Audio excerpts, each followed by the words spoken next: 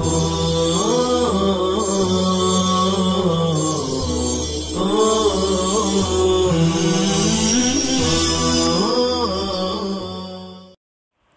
اللہ الرحمن الرحیم۔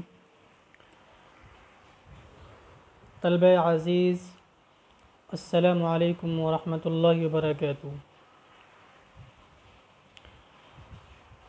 اس سے پہلے کے درس میں آپ نے فصاحت و بلاغت کی الگ الگ تعریف سن لی۔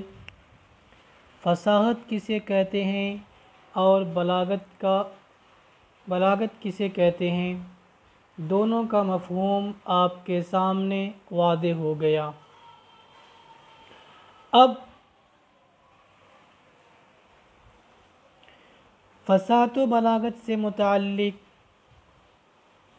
یعنی اس کی جو تعریف آپ نے ابھی سنی، اس تعریف سے متعلق تھوڑا سا خلاصہ اور وضاحت آپ کے سامنے پیش کرنا چاہتا ہوں، جس سے فصاحت و بلاغت کا مفہوم اور اچھی طرح واضح ہو جائے۔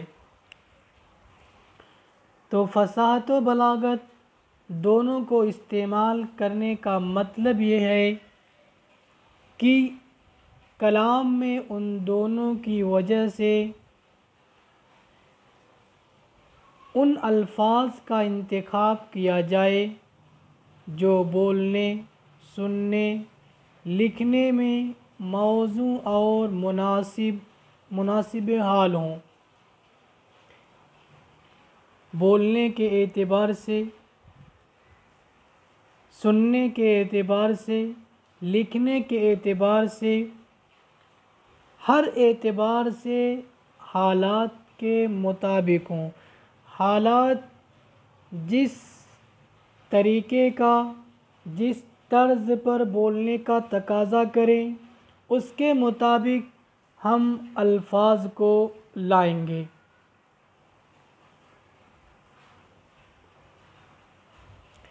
اسی طریقے سے سننے کے مطابق ہوں، سننے والے جیسے ہوں، حالات جیسا تقاضا کریں، اس کے مطابق ہم الفاظ لائیں گے۔ اسی طریقے سے اہل زبان کی بول چال کے مطابق بھی ہوں، اہل زبان کی بول چال کے مطابق ہوں۔ ایسا نہ ہو کہ آپ کسی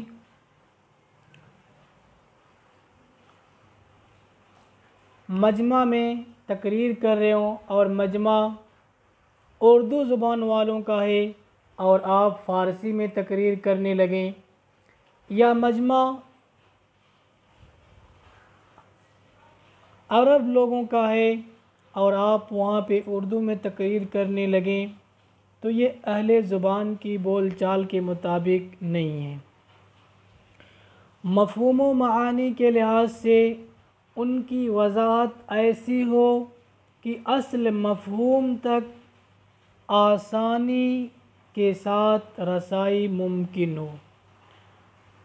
آپ کی بات، آپ کی تقریر اتنی پیچیدہ نہ ہو، آپ نے جن عبارتوں کا انتخاب کیا ہے وہ عبارتیں اتنی پیچیدہ نہ ہوں کہ سننے والا ان عبارت کے مطالب پر، ان عبارت کے معانی پر غور کرنے لگے کہ ان عبارت کا مطلب، ان عبارت کا ترجمہ کیا ہے، یہ عبارت کیسی ہے، وغیرہ وغیرہ۔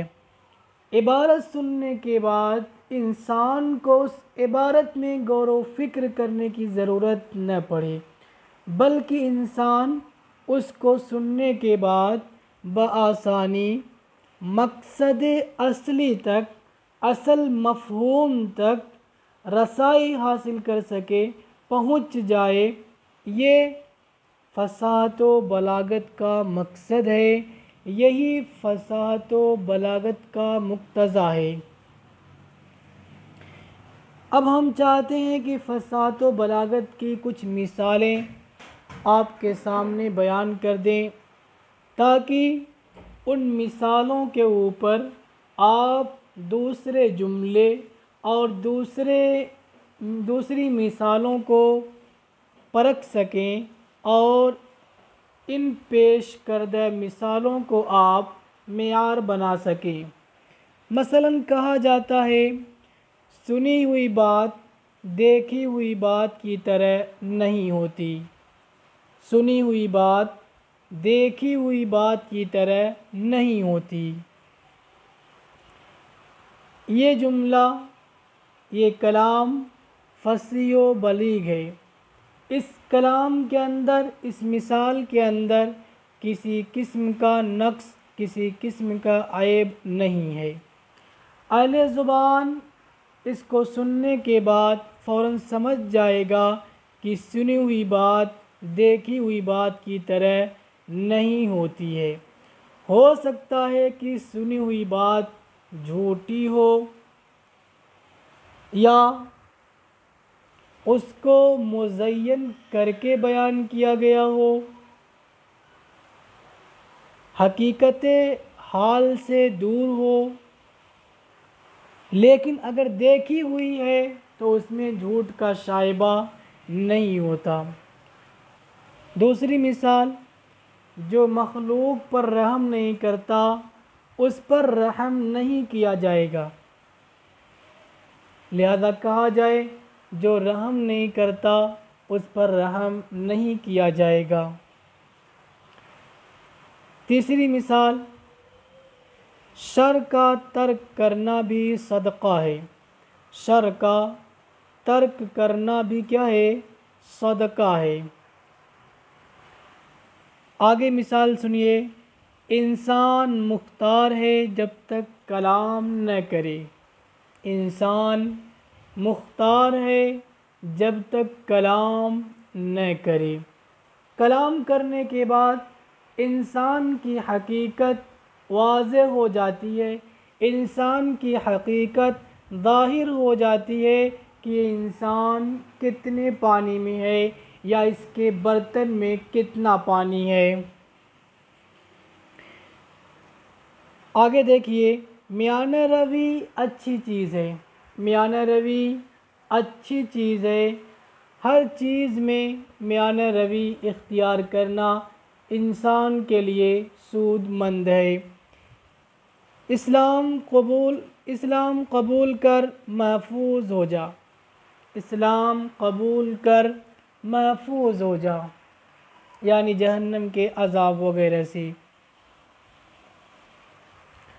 اللہ سے ڈر جہاں کہیں بھی ہو، اللہ سے ڈر جہاں کہیں بھی ہو، اکیلے میں ہو، مجمع میں ہو، لوگوں کے ساتھ ہو، دوستوں کے ساتھ ہو، کسی اور کے ساتھ ہو۔ دعا انبیاء کا ہتھیار ہے، دعا انبیاء کا ہتھیار ہے۔ معلوم ہوا کہ انسان ہر کام کے لیے اللہ سے دعا کرے۔ کامیابی صبر کے ساتھ وابستہ ہے، کامیابی صبر کے ساتھ وابستہ ہے۔ اس مثال میں ہمارے لیے بڑا سبق ہے۔ لڑائی ایک چال ہے، یعنی میدان جنگ میں چال چلنا بھی لڑائی ہے۔ کتنی اچھی مثال ہے، لڑائی ایک چال ہے۔ کیا مطلب؟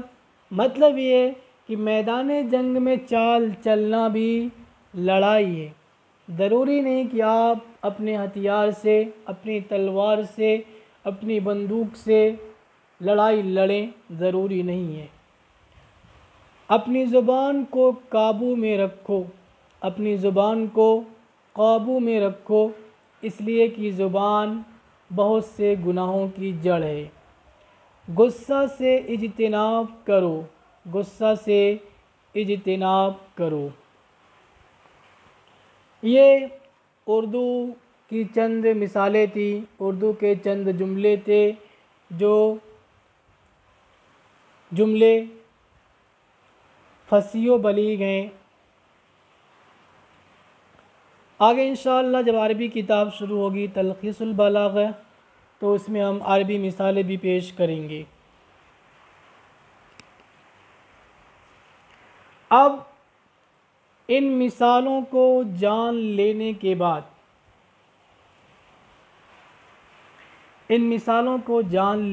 بعد ہمارے سامنے یہ بات روز روشن کی طرح عیاں ہو گئی، ظاہر ہو گئی کہ فصاحت و بلاغت کی آمیزش سے ہی اچھا شعر یا اچھا ادب تخلیق کیا جا سکتا ہے۔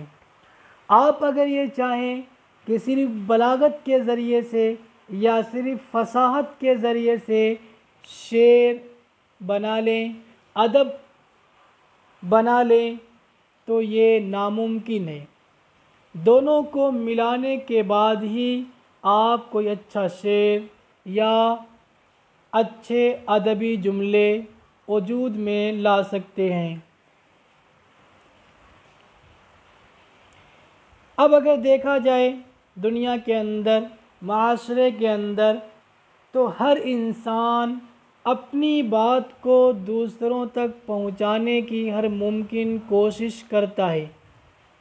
جی، ہر انسان اپنے انداز میں، اپنے تلفظ میں اپنی بات دوسروں تک پہنچانے کی کوشش کرتا ہے، لیکن یہ ملکہ کسی کسی کو حاصل ہوتا ہے کہ وہ جو کچھ بیان کرنا چاہتا ہے وہ اتنا پرکشش اور واضح ہو کہ جس سے تحریر و تقریر میں اثر پیدا ہو جائے، ادھر بات منہ سے نکلے ادھر بات دل میں گھر کر جائے، ایسا ملکہ کسی کسی کو ہوتا ہے۔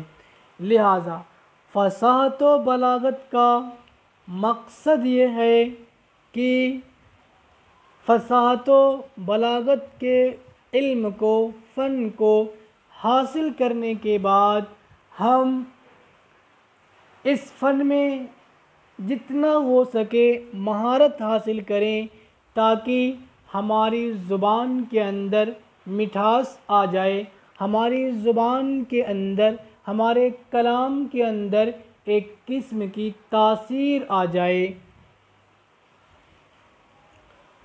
اب آگے چلتے ہیں۔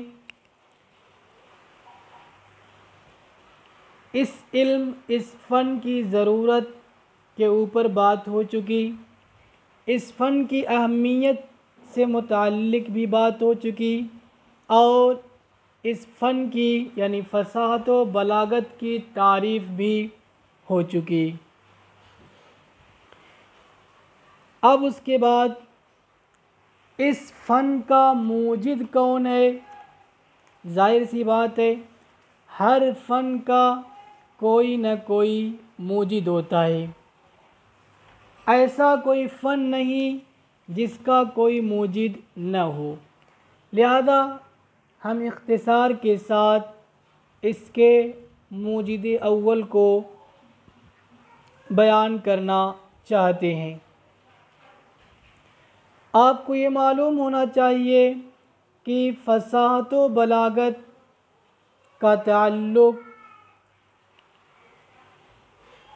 فصاحت و بلاغت اصل میں 3 علوم پر مشتمل ہیں، جیسا کہ آپ جانتے ہیں، علم بیان، علم بدیع اور علم معانی۔ ان 3 علوم سے فصاحت و بلاغت کا تعلق ہوتا ہے، لہٰذا اب ان 3 علوم کے موجد کون ہیں، ایجاد کرنے والے، اس کی تخلیق بخشنے والے کون ہیں؟ تو سب سے پہلے ہم علم بیان کو لے لیتے ہیں۔ علم بیان کی تعریف انشاءاللہ آگے کتاب میں آئے گی، وہیں پر دیکھ لیں گے۔ تو علم بیان کے واضح اول محمد ابن المثنیٰ رحمۃ اللہ علیہ ہیں۔ دوسرا علم، علم بدیع، دوسرا علم علم بدی ہے۔ اس کے موجد اول یا وادع اول وضع کرنے والے ابو العباس عبداللہ ابن المعتز المتوکل ابن المعتصم بن ہارون رشید ہیں۔ ابو العباس عبداللہ ابن المعتز المتوکل ابن المعتصم ابن ہارون رشید ہیں۔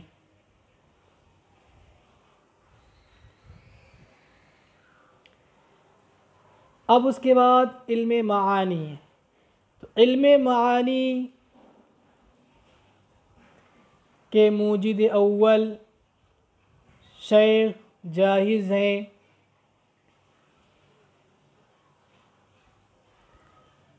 اب یعنی ان کی تعریفات، ان تینوں علوم کی تعریفات انشاءاللہ اپنے اپنے موقع پر آئے گی۔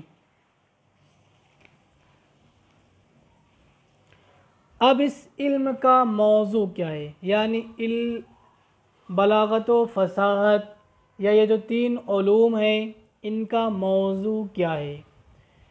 تو موضوع آپ جانتے ہیں کہ جس علم میں بحث ہوتی ہے وہی اس کا موضوع ہوتا ہے۔ تو ان علوم کا موضوع ہم کلمہ اور کلام قرار دے سکتے ہیں۔ اس کے بعد اس علم کی غرض کیا ہے؟ لہذا اس علم کی غرض کے سلسلے میں یہ کہا جائے گا کہ اس علم کی غرض معنی کو ادا کرنے میں غلطی سے بچنا ہے، معنی کو ادا کرنے میں غلطی سے بچنا ہے۔ اب یہ چیزیں ہو گئیں، موضوع، غرض و غایت اور موجد اول۔